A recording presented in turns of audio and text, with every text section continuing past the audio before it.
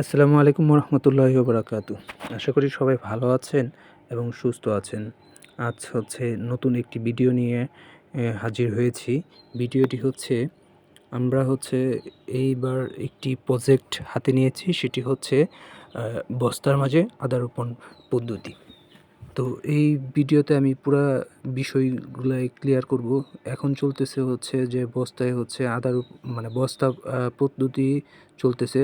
বস্তা যে এখানে মাটি বড় দেওয়া হচ্ছে বস্তার মাঝে। এই মাটিটা অনেক দিন আগে আমরা এখানে করছি, গোবর এবং সার মিশিয়ে রাখানো হয়েছে এবং এটাই আমরা প্রতিটা বস্তাতে এটাকে করতেছি।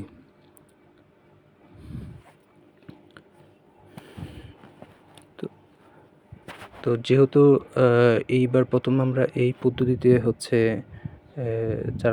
আদা চাষ করতেছি, ইনশাল্লাহ যদি এই প্রজেক্টটা আমাদের সফল হয় এবং যদি পুরোপুরিভাবে আমরা সাকসেসফুলি হই, তাহলে সামনেবার আরও বড় পরিসরে আমরা এই বস্তায় মাঝে আদা চাষটা আরও বৃদ্ধি করব। এটা মাটি।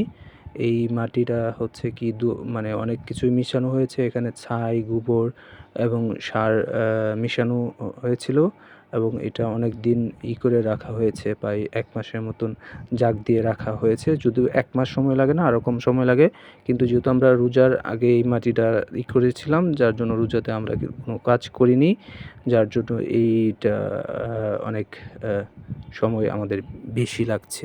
যদিও 6 থেকে 7 দিন এই মাটিটা জাগ দিয়ে রাখলেই হয়।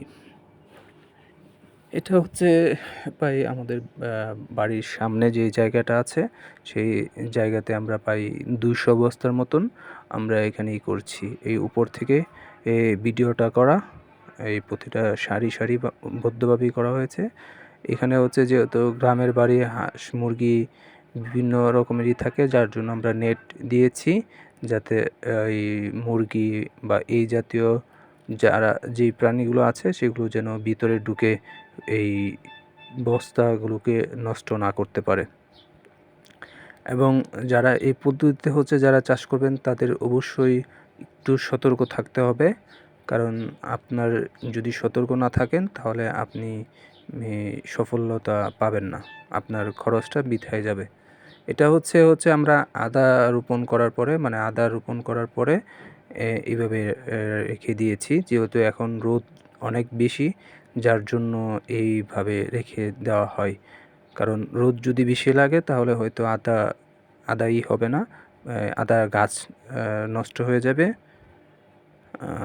তো এটা যে এত রোদ রাখাও যাবে না, আবার একদম ছায়া তৈরি করা যাবে না, যেন তাপমাত্রা যেকোনো স্বাভাবিক থাকে, সেভাবেই এই পদ্ধতিতে চাষ করতে হয়। যাই হোক, সবাই দোয়া করবেন আমাদের এই প্রজেক্টটা যেন সফলভাবে আমরা করতে পারি। সবাই ভালো থাকবেন এবং সুস্থ থাকবেন, এবং এই বিষয়ে কোনো কিছু জানার থাকলে ইনবক্সে নক করতে পারবেন। আল্লাহ হাফেজ।